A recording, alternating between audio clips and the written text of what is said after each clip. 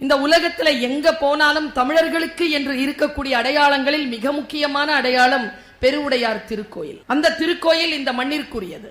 இந்த திருக்கோயிலுக்கு வந்த அந்த ஜெர்மானியன் எழுதினான், Rajaraja Chola started to build a building to Lord Shiva, but he finished the building for Lord Shiva like a jewelry என்று சொல்றார். சொல்லிலிருந்து கிடைக்கக்கூடிய சிந்தனை.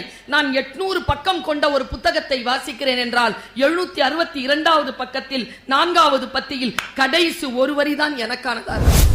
அறிவை விட கற்பனை திறன் மிக உயர்ந்தது என்று சொன்னான். நாம் அந்த கற்பனை திறனிலே பின்னோக்கி நடந்து கொண்டிருப்பது காரணம் என்ன தெரியுமா? வெளிப்படையாக சொல்கிறேன், நான் பிரச்சனைகளை பேசுபவள் இல்லை, பிரச்சனைகளுக்கான தீர்வோடு பிரச்சனைகளை பேசுபவள்.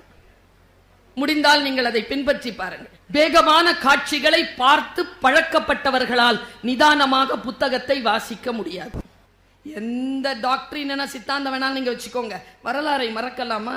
16 ஆண்டுகள் சிறையில் இருந்த இன்றைக்கு இருந்தால் 2 லட்சம் கோடி ரூபாய்க்கு சொந்தக்காரரான ஜவஹர்லால் நேரு 16 வருஷங்கள் நாட்டிற்காக சிறையில் இருந்தார். நம்ம நாமக்கல் தங்கம் கேன்சர் சென்டர்ல ரோபோட்டிக் மூலமா அதிநவீன புற்றுநோய் அறுவை சிகிச்சை செய்யறதுனால நம்ம கிட்னியை இழக்க வேண்டியதில்லை, கிட்னியும் பாதுகாப்பா இருக்கும். தங்கம் ஹாஸ்பிட்டல், நாமக்கல். விசை உறும் பந்தினை போல்,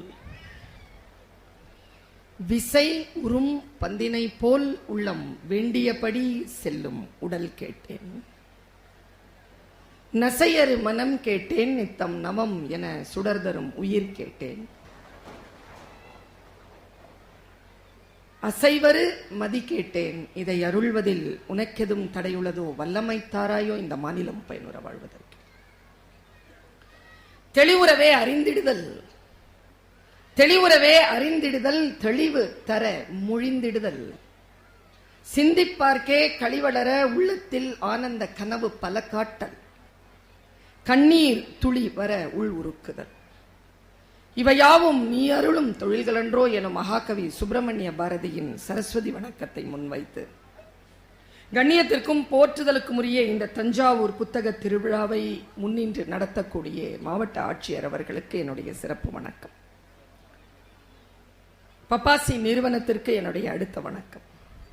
முன்வரிசையில் உட்கார்ந்திருக்கக்கூடிய அத்துணை சான்றோர்களுக்கும் என்னுடைய பணிவான வணக்கம்.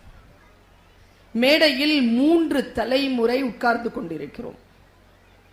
என் தகப்பனார் வயது கொண்ட 1000 பிறை கண்ட திருவாரூர் சண்முக வடிவேல் அவர்கள்,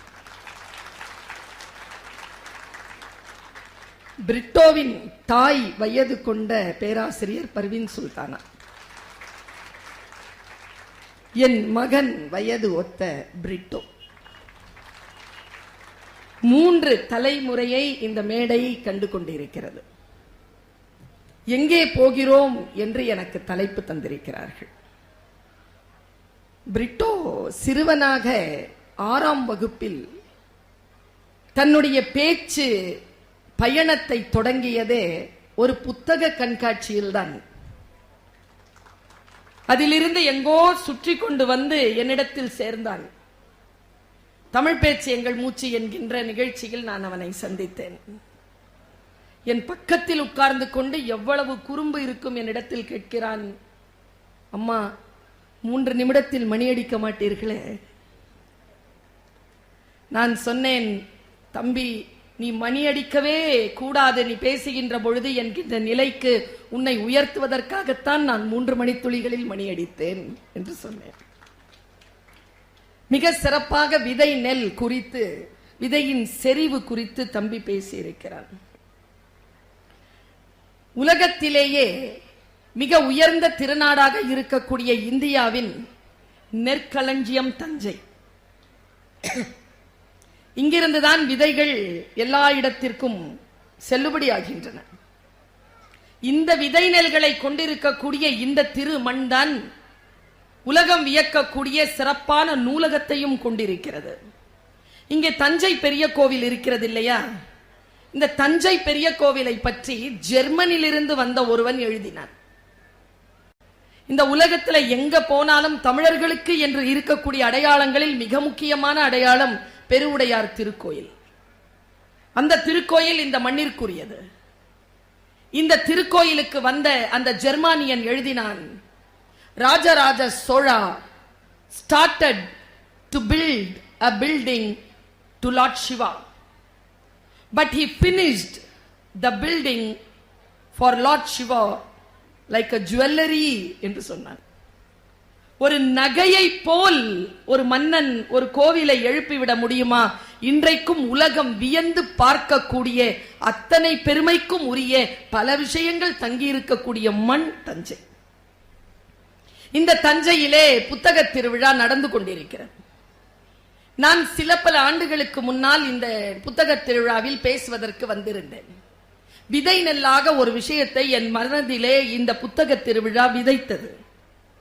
போகின்ற இடங்களுக்கெல்லாம் அந்த சொல்லை நான் எடுத்துக்கொண்டு சென்றபடி இருக்கிறேன். அங்க கடை போட்டிருக்காங்கல்ல, அன்னைக்கு இந்த பக்கம் போட்டிருந்தாங்க கடை, ஒரு 4-5 வருஷத்துக்கு முன்னால. அப்போ ஒரு கடைக்கு முன்னால ஒரு பொன்மொழி எழுதப்பட்டிருந்தது. என்னால மறக்கவே முடியாத பொன்மொழி அது. எப்பொழுதும் இது இன்றைக்கு நேற்று அல்ல, அந்த வாசகத்தை பார்த்த நாள் முதல் புத்தகங்களோடு வசிப்பவள் நான். என்னால் என் நெஞ்சுக்குழியிலிருந்து என் மரணம் வரைக்கும் நீக்கிவிடவே முடியாத சொற்களை அந்த பேரறிஞன் சொன்னதாக இங்கேதான் எழுதி போட்டிருந்தார்கள். அந்த சொல் என்ன தெரியுமா? அது உள்ளூர்காரர்ல, வெளிநாட்டு அறிஞர். இப்ப இங்க எல்லாரும் கூடி இருக்கோம்ல, இன்றைக்கு எத்தனாவது நாள்? 2வது நாள். இன்னைக்கெல்லாம் புக்கு வாங்கிடாதீங்க.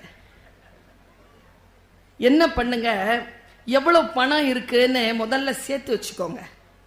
ஒவ்வொரு கடையா போய் புத்தகங்களுடைய பட்டியலை வாங்குங்க.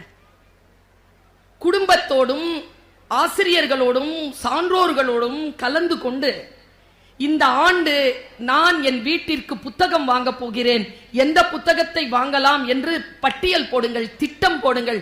திட்டம் போட்டுவிட்டு புத்தகங்கள் வாங்குங்கள். இன்னும் 8 நாள் இருக்கு. பல நேரங்களில் நமக்கு புத்தகம் வாங்க தெரிவதில்லை. ஆனா எல்லாரும் காசு போட்டு தானே புத்தகம் வாங்குவோம். என் ஃப்ரெண்டு சொன்னான், எந்த புத்தகத்தையும் யாரும் கடன் கேட்டா கொடுத்துறாத பருவின்னா. ஏன்பா அப்படி சொல்றேன்னா, என்னிடத்தில் இருக்கும் புத்தகங்கள் எல்லாம் அப்படி வாங்கப்பட்டவை தான். இந்த ஃப்ரீயா யாராவது கொடுத்தா உடனே வாங்கி வச்சுக்கிறது புக்கு தான். நான் ஒரு விஷயம் சொல்லவா, ஒரு புத்தகத்தை நீங்க அச்சு கொண்டு பதிப்பு கொண்டு இங்க வந்து இங்க விற்பனை பண்ணணும்னா ஒவ்வொரு புத்தகமும் ஒரு வாழ்க்கையை காவு கட்டும்.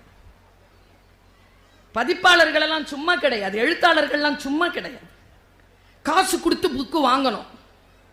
நான் பல நாட்கள்ல எங்க புத்தகம் கொடுத்தாலும் உடனே காசு கொடுத்துருவேன், அந்த புத்தகத்துக்கான காசு கொடுத்துருவேன். ஆனால் அந்த பேரறிஞன் அந்த பதாகையில் சொல்லி இருந்ததாக எழுதப்பட்டிருந்தது, நீ எந்த புத்தகத்தையும் காசு கொடுத்து வாங்க முடியாது. நீ வாங்குவதெல்லாம் புத்தகத்திற்கான அச்சுக்கூலியும் காகித கூலியுமே தவிர எந்த புத்தகத்தையும் உன்னால் காசு கொடுத்து வாங்க முடியாது. காசு கொடுத்தால் அந்த சிந்தனை வந்து சேருமா? காசு போட்டால் இதோ பிரிட்டோ அவர்களும் திருவாரூர் சண்முக வடிவேல் அவர்களும் பர்வீன் சுல்தான் அவர்களுடைய பேச்சை கேட்டுவிட முடியுமா? இங்க நாங்க வந்து போறதுக்கு ஏதோ பயண செலவு கொடுப்பாங்க தான். அந்த பயண செலவு எங்கள் நேரத்திற்கானே தவிர எங்கள் சிந்தனைக்கானதோ எங்கள் புத்திசாலித்தனத்திற்கானதோ அல்ல. சிந்தனையை யாராலும் காசு கொடுத்து வாங்கவே முடியாது. அந்த சிந்தனைகளை உள்ளடக்கியக்கூடிய பல்லாயிரக்கணக்கான லட்சக்கணக்கான புத்தகங்கள் உங்களுடைய பார்வைக்காக காத்திருக்கின்றன. இப்படி சொல்லி என் பேச்சை தொடங்குகிறேன். நான் யாருடைய உதடுகளில் ஒளிந்து கொண்டிருக்கக்கூடிய சொல் நம் வாழ்க்கையை மாற்றும் என்று நமக்கு தெரியாது. அந்த புத்தகம் அந்த சொல் எந்த புத்தகத்திற்குள் ஒளிந்து கொண்டிருக்கிறது என்று கூட நமக்கு தெரியாது. எவ்வளவு சீக்கிரமாக அந்த சொல் வந்து சேர்கிறதோ அவ்வளவு சீக்கிரமாக நம் வாழ்க்கையில் மாற்றம் நிகழும்.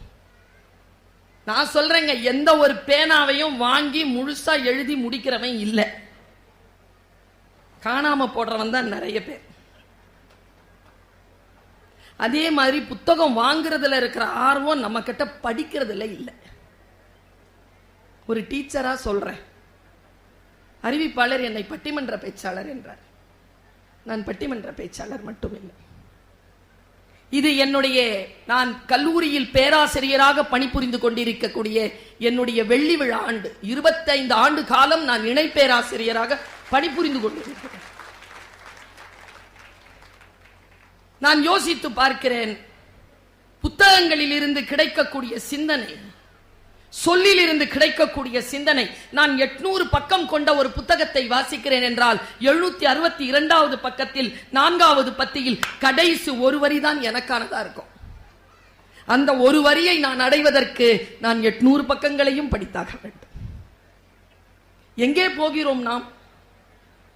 தம்பி ஒரு வார்த்தையை சொன்னான், பாஸ்வேர்டு போடுறதில்ல, பாஸ்வேர்ட்லாம் 1 2 3 4ன்னு போடுறாங்க. ஏன்? இன்னைக்கு கணக்குல பிஎஸ்சி மேத்தமெட்டிக்ஸ் சேர்றதுக்கு ஆள் இல்லைங்க. ஏன்?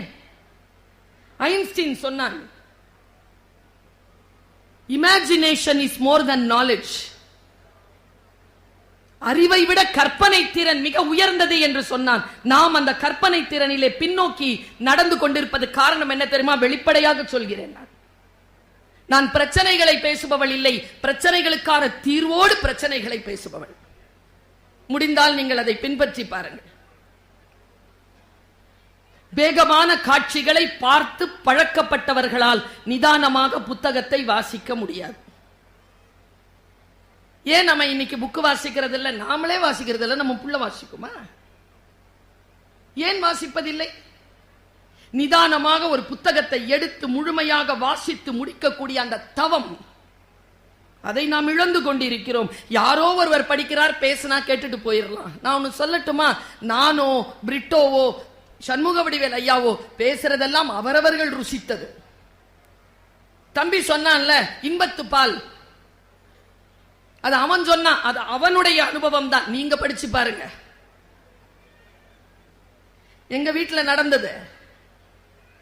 ஊருக்கு போறேங்கிறாரு. எப்ப வருவீங்கன்னு கேட்டா தெரியாதுங்கிறாருங்க. இப்ப நான் என்ன பதில் சொல்றது? ரொம்ப புதுசு, நான் அப்ப கல்யாணமான புதுசு. அப்போ எனக்கு வள்ளுவர் துணை செஞ்சார். செல்லாமை உண்டேல் எனக்கு உரை, மற்ற நின் வல்வரவு வாழ்வார்க்குறை. போலனா என்கிட்ட சொல்லிட்டு போயா, எப்ப வருவேன்னு தெரியாது, வந்துருவேன்னு சொல்றல, நீ வரும்போது யாரு உயிரோட இருப்பாங்களோ அவங்க கிட்ட சொல்லிட்டு போ. இது என் அனுபவம். பலாப்பழம் மாதிரி இலக்கியம். அது சாப்பிட்டாதான்.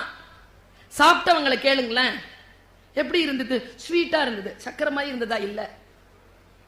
தேன் மாதிரி இருந்ததா? இல்ல. எப்படி இருந்தது? நல்லா இருந்துச்சு. நல்லா இருந்துச்சுன்னா டேஸ்டா இருந்துச்சு. டேஸ்டா இருந்துச்சுன்னா ஸ்வீட்டா இருந்துச்சு. இவ்வளவுதான் சொல்ல முடியும். நாங்கெல்லாம் அதை இன்னும் கொஞ்சம் பாலிஷா சொல்றவங்கிறதுனால நாங்க மேடையில் இருக்கிறோம், நீங்க உட்கார்ந்து கேட்டுட்டு இருக்கிறீங்க. நீங்களும் அப்படி சொல்ல ஆரம்பிச்சிட்டீங்கன்னா இங்க வந்துருவீங்க. சொல்வதல்ல, அதை அனுபவிப்பதுதான் வாழ்க்கை. நாம் அந்த இலக்கியங்களை அனுபவிக்க வேண்டும். அப்பொழுதுதான் நம் இலக்கு நமக்கு தெரியும். நான் ஒருவனை உங்களுக்கு உதாரணமாக சொல்லுகிறேன். நான் ஒரு சமீபத்தில், சில ஆண்டுகள் இருக்கும், சமீபத்தில் அல்ல, ஒரு படம் பார்த்தேன். ஞான ராஜசேகரன் எடுத்திருந்தார் அந்த படத்தை. படத்தினுடைய பெயர் பாரதி. எத்தனை பேர் பார்த்தீங்கன்னு தெரியல. பாரதி படம் எத்தனை பேர் பார்த்தீங்க? இன்னைக்கு கிளாஸ்ல கேட்கிறேன், வழக்குரை காதைய சத்தியமா நடந்தது என் கிளாஸ்ல. வழக்குரை காதை எத்தனை பேர்? கண்ணகி தெரியுமா எல்லாருக்கும்? என்னுடைய வகுப்புல 59 பிள்ளைகள், 9 பிள்ளைகள் கை தூக்குகிறார்கள், எனக்கு கண்ணகி என்றால் யார் என்று தெரியாது என்று. எங்கே போகிறோம் நாம்?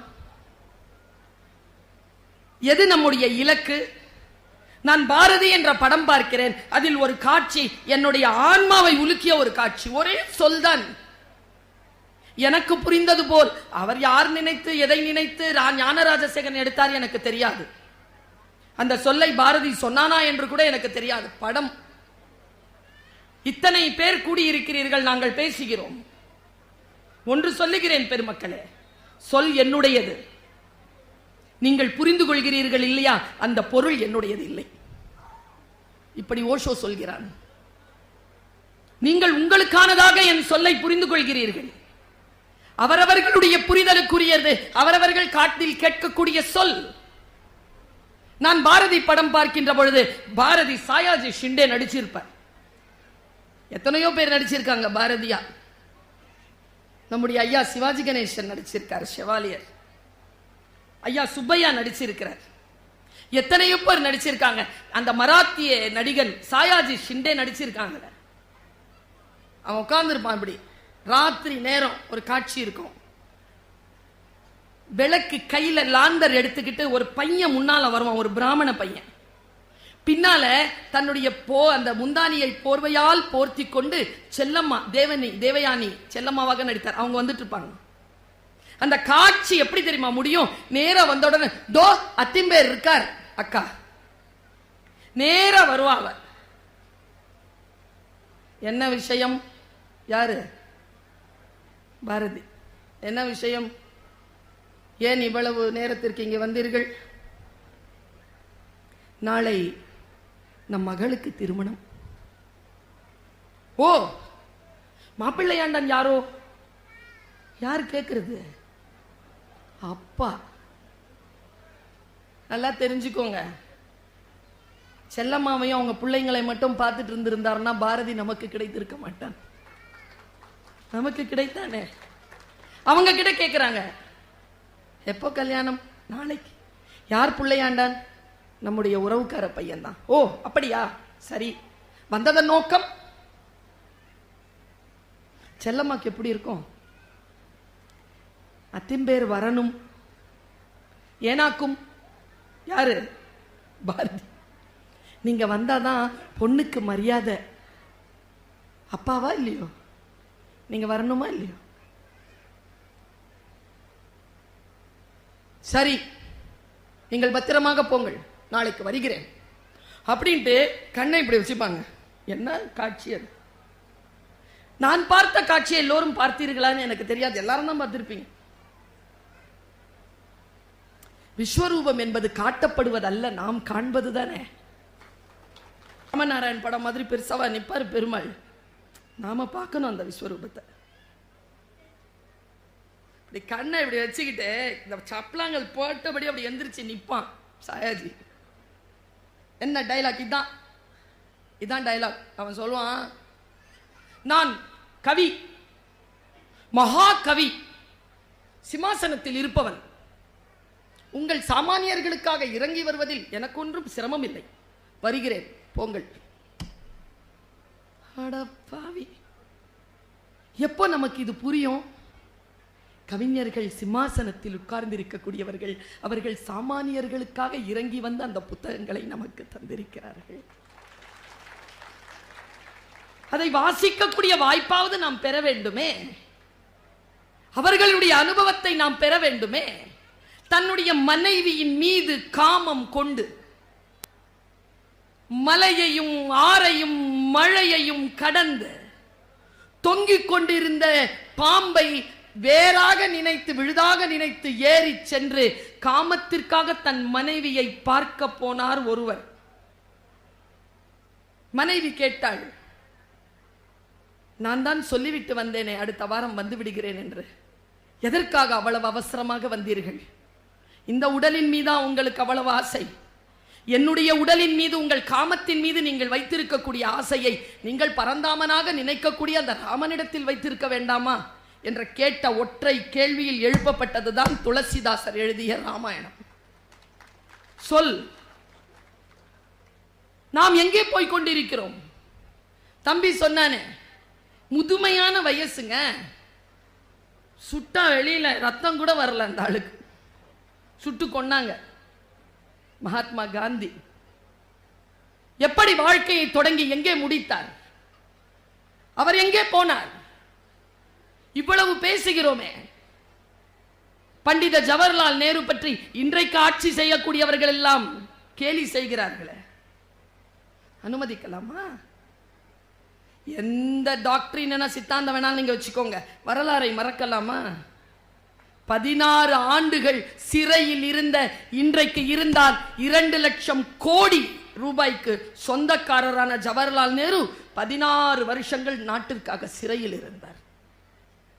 எங்கே போகிறோம் நாம்? சூர்யான்னா நம்ம எல்லாருக்கும் தெரியும்ல, யாரு? சும்மா சொல்லுங்க, யாரு திட்டமாட்டேன். யாரு? சூர்யா சென்னு ஒருத்தர் தான். ஆங்கிலேயர்களுடைய ஆயுத கிடங்களை தீ வச்சான். 25 வயசு. அவனை கணுக்கணுவா உடைச்சி எத்தனை ஜாயின்ஸ் இருக்கோ அத்தனை ஜாயின்ஸையும் உடைச்சி தூக்கல போட்டான். அவன் பேர் சூர்யா சென். அவனை பத்தி நமக்கு தெரியாது. எங்கே போகிறோம் நாம்? வரலாறு என்பது என்ன? எப்படி நாம் இதை புரிந்து கொள்வது? நாம எல்லாருமே இங்க பெற்றோர்களாக, ஆசிரியர்களாக, பொறுப்பு மிக்கவர்களாக இருக்கிறோம். நம்ம குழந்தை பெரிய ஆளா வரணும்னு நினைக்கிறோம் இல்லையா? எல்லாருக்கும் ஆசை. என் கிளாஸ்லங்க எல்லா அம்மா அப்பாவுக்கும் ஆசை தான் புள்ள ஃபர்ஸ்டா வரணும். அப்ப யார் செகண்டா வர்றது? என் கிளாஸ்ல ஃபர்ஸ்டா வந்த சத்யபாமா எங்க இருக்கானே தெரியல. நான் 10வது ரேங்க் தான். நான் எங்க இருக்கிறேன்னு சத்யபாமாவுக்கு தெரியும்.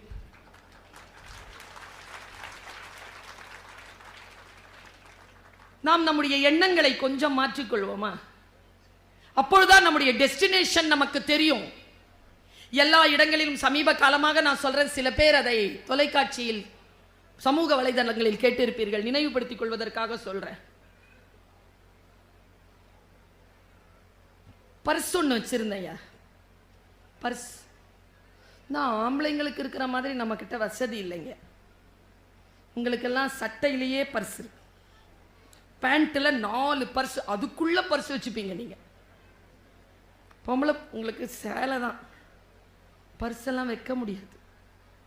சுருக்கு பை வச்சிருந்தாங்க ஒரு காலகட்டத்தில், இன்னைக்கு வைக்க முடியல. ட்ரெஸ்லயே தைச்சிக்கலான்னு பார்த்தா ஒரு நாள் கட்டணா இங்க இருக்குது, ஒரு நாள் கட்டணா எங்கேயோ இருக்குது. மெட்டபாலிசம் நமக்கு அப்படி. கையில தான் வச்சுக்கிட்டு இருப்போம். பாருங்க, இவங்க 2 பேரும் சூப்பரா வந்திருக்காங்க. ஏதாவது சும இருக்கா பாருங்க.